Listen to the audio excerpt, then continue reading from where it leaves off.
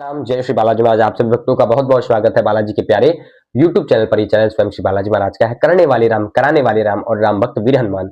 श्री हनुमान जी की कृपा, करुणा, प्रेरणा, दया दृष्टि से ही ये चैनल चलता है और चैनल पर लाइव आते हैं। बाबा की कृपा, असीम कृपा आप सभी के ऊपर बनी रहे। और आज बाबा की कृपा से, करुणा से, प्रेरणा से, दया दृष्टि से आज एक ऐसा महा उपाय बताने जा रहा हूँ धन प्राप्ति का, लक्ष्मी प्राप्ति का, जिसको अगर आप कर लेंगे तो आपके घर में लक्ष्मी प्राप्त तो होंगी ही होंगी और साथ ही साथ लक्ष्मी स्थिर भी रहेंगी। क्योंकि कई लोगों का ये प्रश्न होता है कि गुरुजी धन तो हमारे यहाँ आता है परंतु धन कहाँ से कहाँ चल जाता है ये नहीं पता चलता है हमें। धन स्थिर नहीं रहता है। प्राप्त लक्ष्मी तो होती है परंतु स्थिर लक्ष्मी नहीं हो पाती है और हमारे गले से पैसा भी चोरी हो जाता है।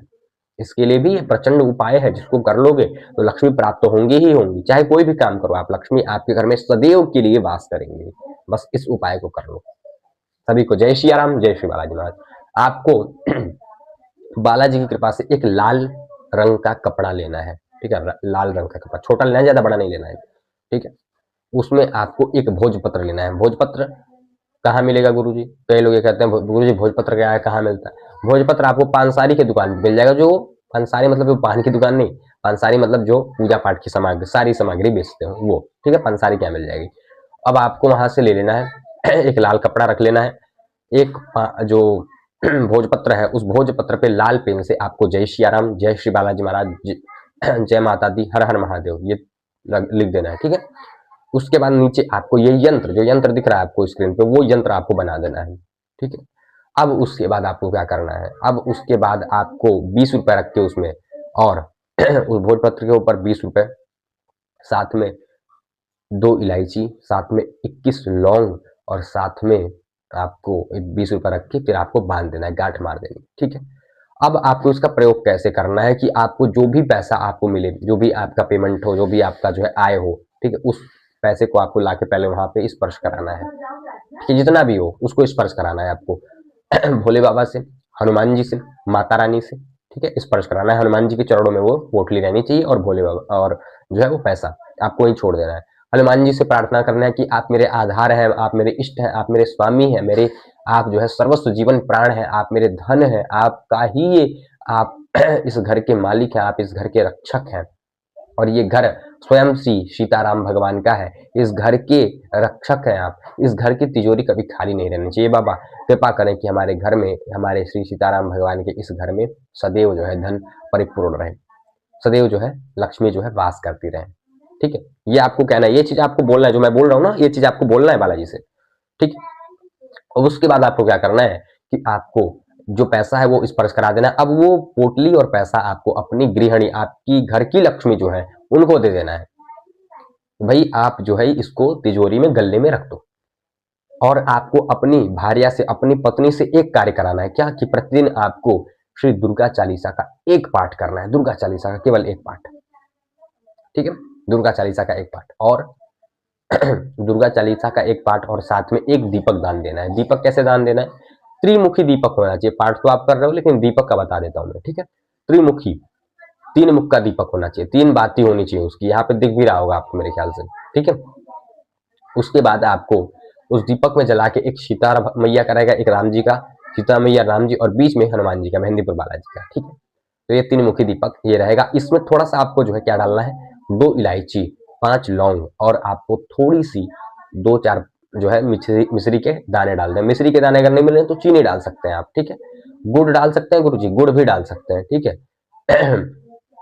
तो आपको ये उसमें डाल देना है। हनुमान जी से प्रार्थना करनी है, हनुमान चालीसा का पाठ करना है, एक हनुमान जी स्वीकार करें इस जो है दीपक को, इस ज्योति को स्वीकार करें, इस दीपदान को स्वीकार करें मेरे।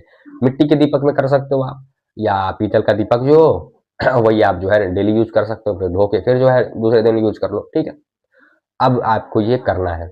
अब आप कहीं से भी, और इसका जो आपने रखा है ना तिजोरी में वो पोटली, उस पोटली को आपको कब निकालना है? अष्टमी या अमावस्या के दिन आपको ये करना भी है, किसी भी कृष्ण पक्ष या शुक्ल पक्ष की अष्टमी को, और इसको निकालना भी है, आपको निकालना भी है अष्टमी या अमावस्या के दिन। उसको, उस पैसे को नहीं, उस जो है पोटली को निकाल के पुनः उस स्थान पे रखना है और फिर जो पैसा उतने दिन में हुआ हो आपका, फिर वहां पे स्पर्श कराना है, फिर जो है पैसा और वो वहां पे रख देना है, ठीक है।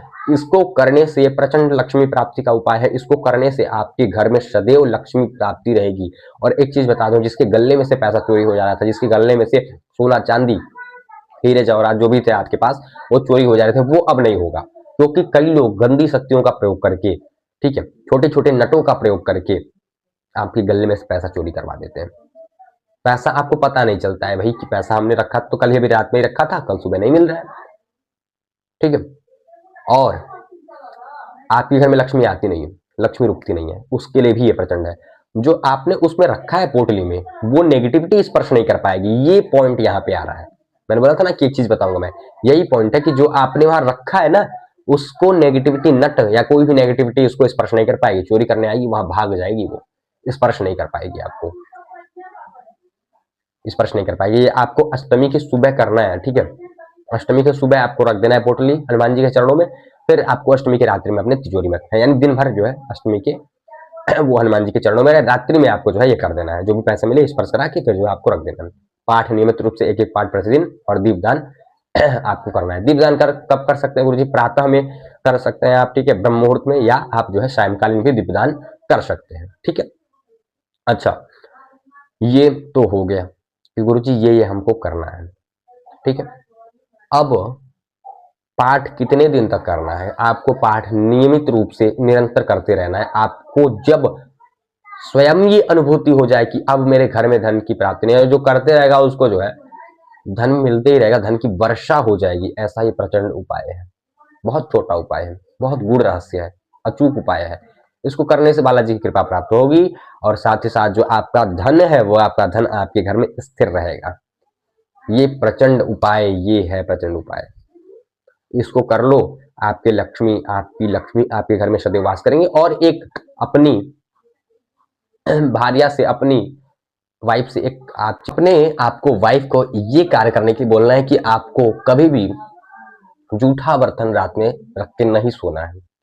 संझौती के बेला में, गोदौली बेला में आपको झाड़ू नहीं लगाना है, ठीक है। और एक चीज और, कि आपको कभी भी, आपको या आपके किसी परिवार के सदस्य को प्रतिदिन घर में झाड़ू लगाना है, ठीक है। प्रतिदिन साफ सफाई होनी चाहिए, क्योंकि लक्ष्मी तभी आती हैं जब आप लक्ष्मी का सत्कार करते हैं। शुद्ध स्वच्छ स्थान पे ही लक्ष्मी वास करती हैं, ठीक है।